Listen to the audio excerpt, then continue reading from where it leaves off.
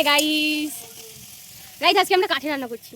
আমরা দেখো এখানে এঁচোড় সিদ্ধ হয়ে গেছে, ডাল বসানো হয়েছে, এটা মাংসর আলু হচ্ছে, ওখানে এঁচোড় চিংড়ি হবে, ওখানে মাছও রয়েছে, এ রাঁধুনি করছে, আমি জাল ঢেলছি গাইস, জাল আমরা রান্না করছি। আমি এতক্ষণ মশলা বাটছিলাম, অনেক কিছু করে আসলাম, এখন রান্নাটা করি, তারপর দেখাচ্ছি কি কি আছে। অনেক কিছু আছে, কি কি আছে, শাক ভাজা আছে, তারপরে এঁচোড় চিংড়ি আছে, তারপরে মাছের ঝোল আছে, চিকেন আছে, ডাল আছে, তারপরে পায়েস আছে, চাটনি আছে, পাঁপড় আছে, মিষ্টি আছে, অনেক কিছু। আজকে আমাকে দেখতে আসছে তো গাইস, তাই জন্য এত কিছু রান্না হচ্ছে, বুঝেছো?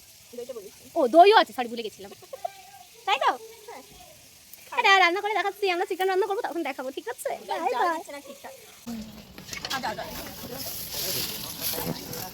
কি কষ্ট, মা বাড়ি এসে কালকে বলেছি খাবার দাবার কিছু ভালো হয় না, নিজের কত কিছু করতো।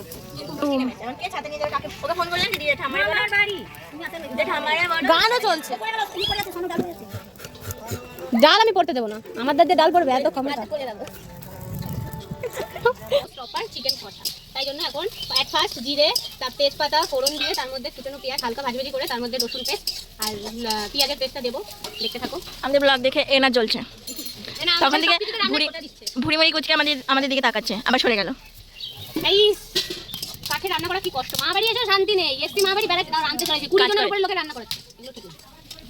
চিকেন কষা, মেরে হাত কাটি মানে চিকেন কষা কষা হয়েছে। এবার এখানে আমরা 2 পিস ছাটাবো, বসে বসে চুপচাপ, কেউ দেখতেও পাবে না, দেখতে পাবে না।